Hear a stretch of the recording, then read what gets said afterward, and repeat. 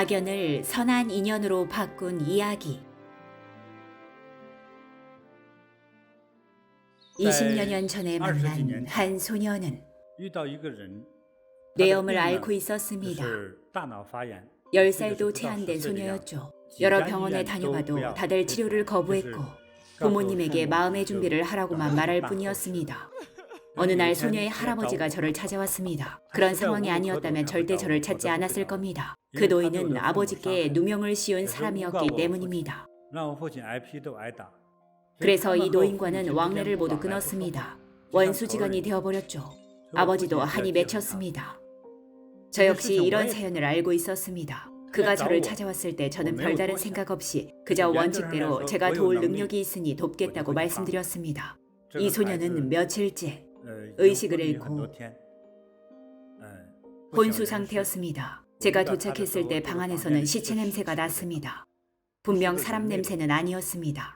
30분 정도 지난 후에 아이가 깨어나서 물과 음식을 달랐고 소변이 마렵다고 했죠. 그렇게 깨어난 후에 금세 상태가 좋아졌습니다.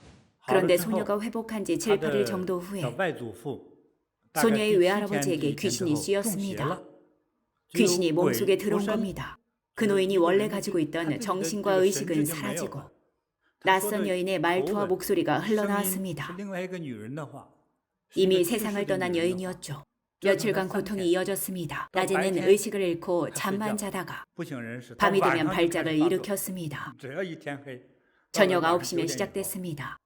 가족들도 어쩔 수 없이 또 저를 찾아왔습니다. 당시에 제가 근처에 있던 터라 흔쾌히 돕겠다고 했습니다.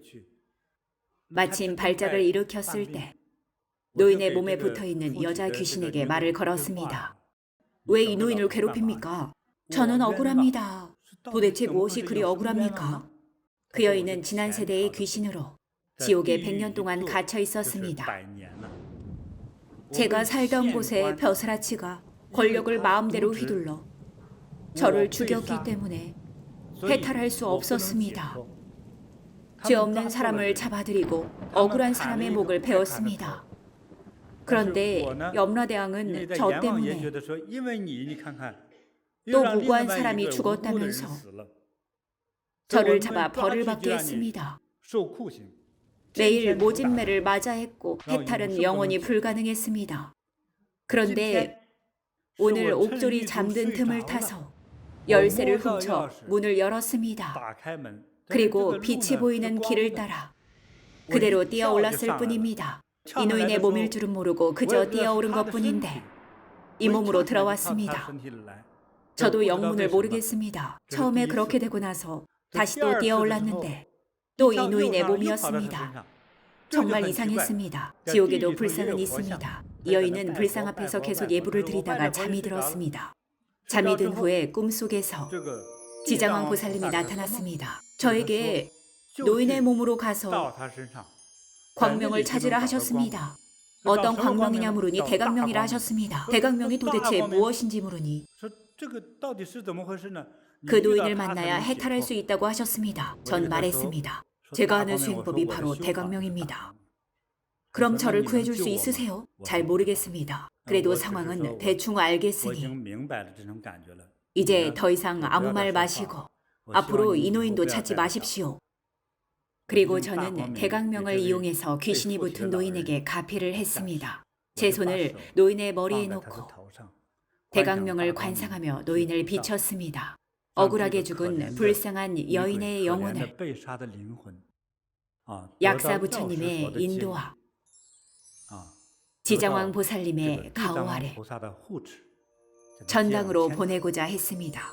5분 정도가 지난 후에 귀신은 노인의 몸에서 빠져나갔고 노인은 침대에서 곤히 잠들었습니다. 그날 저녁 집에 돌아와 좌선을 했습니다. 그날 밤 꿈속에서 관세음 보살님이 말씀하셨습니다. 그의 죄악이 너무도 무겁구나. 그날 해탈을 하기 위해서 저를 찾아온 그 여자 귀신은 전생과 여러 생을 거치면서 수많은 사람을 해쳤습니다. 몇 차례의 생을 거쳐서 자신이 해쳤던 사람들이 돌아와 자신을 해친 겁니다. 이미 몇 차례나 그런 일이 반복됐습니다. 관세음보살님이 말씀하시기를 너는 오늘 그 영혼을 처음 봤지만 나는 이미 여러 번 봐왔다. 너와 그 영혼이 인연이다. 오늘 도움을 주게 된 것이다. 네가 부처님의 대강명으로 내린 가피는 그 영혼에게 큰 도움이 되었을 것이다. 관세음보살님, 저는 그 영혼을 극락세계로 인도하고 싶습니다. 보살님은 고개를 저었습니다. 그럴 수 없다. 왜 안 됩니까? 그는 무수히 살생했고 그 사악함이 하늘을 가릴 정도였다. 그가 100년 전에 그 죽임을 당했던 이유는 그가 해쳤던 영혼 중에 하나가 그를 쫓아와 죽였기 때문이다. 아직 여러 원혼들이 남아있어 죽음이 계속될 것이다. 매번 다시 태어나고 환생을 해도 환생을 거듭할 때마다 죽게 될 것이다. 죽음은 끊이지 않고 계속될 것이다. 남자로 태어나든 여자로 태어나든 또는 아이를 낳은 후에도 이런 고통은 계속 겪을 것이다. 그래야만 모든 빚이 청산된다. 적어도 10,000번은 더 겪어야 한다. 그 말에 등골이 오싹해졌습니다. 너무 무서워서 잠이 깨고 말았습니다. 이튿날에도 같은 꿈을 꾸었습니다. 제가 관세음보살님께 물었습니다. 정말 많은 우연들이 겹쳤습니다. 이 노인의 외손녀가 며칠 전에 뇌염을 앓아서 사경을 헤매고 있을 때 제가 목숨을 구해줬습니다. 지옥에 있는 염라대왕께 신세를 지고 아이를 구한 셈입니다. 그런데 바로 그때 귀신이 외할아버지의 몸에 들어갔습니다. 무슨 인연이 이렇습니까? 혹시 그 집안과 관계가 있는 걸까요? 관세음보살님이 말씀하시기를 그 소녀가 바로 이 모든 비극의 발단이자 원흉이라고 할 수 있다. 최초의 살인 동기는 바로 돈이었지. 돈을 빼앗으며 저항하는 상대를 잔인하게 칼로 난도질해서 죽였고 결국 서로 업보를 주고받는 관계로 이어졌다. 그 소녀가 처음 사람을 죽인 후로 환생을 거듭할 때마다 계속 죽임을 당해왔던 것이지. 소녀의 외할아버지를 포함해서 그 비극이 반복되는 동안 서로 죽고 죽이는 관계가 계속 이어져 왔던 것이다. 이번 생에서는 외할아버지와 외손녀의 관계로 태어났지만 그전에는 부녀지간, 모자지간 그리고 서로 죽고 죽이는 그런 관계인 적도 있었지. 이미 수많은 악보를 받았지만 아직도 다 갚지 못했다. 무량겁의 고통을 받게 될 것이다. 저는 이 문제를 해결하기 위해서 진심을 다해 노력했습니다. 이들을 위해 염불하고 3일 기도를 봉행하고 오랫동안 49잔 등을 올렸습니다. 물론 그 여인의 원혼은 더 이상 노인을 찾지 않았고 소녀도 건강을 회복했습니다. 지금은 그 노인이 세상을 떠난 지 20여 년의 세월이 흘렀고 손녀는 여전히 건강히 잘 지냅니다. 제가 뒤에서 돕지 않았다면 어땠을까요?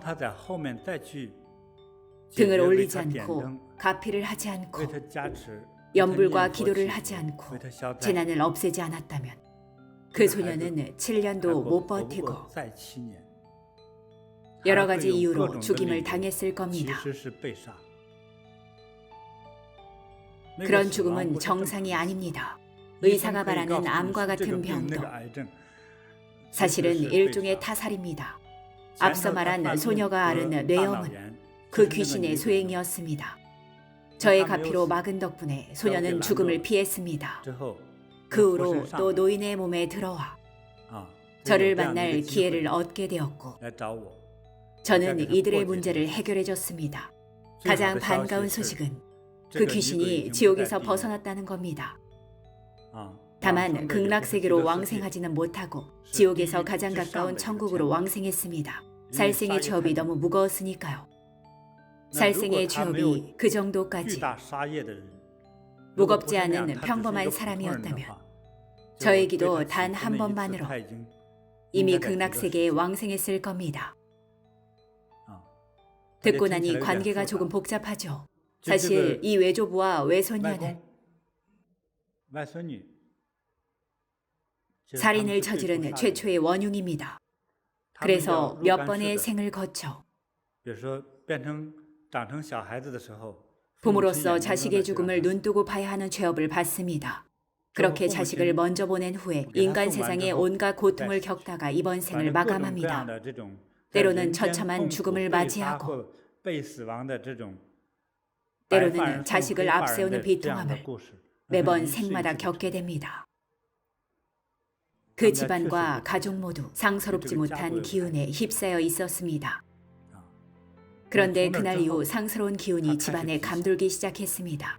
이 일화는 제가 해결했던 일 중에 저의 조상의 원수와 관련된 실화입니다. 사람의 됨됨이를 배울 때 필요한 것이 바로 자비심입니다. 자비는 모든 것을 해결합니다. 꼭 기억하세요. 자비심으로 모든 일을 대하면 상서로운 축복이 찾아옵니다.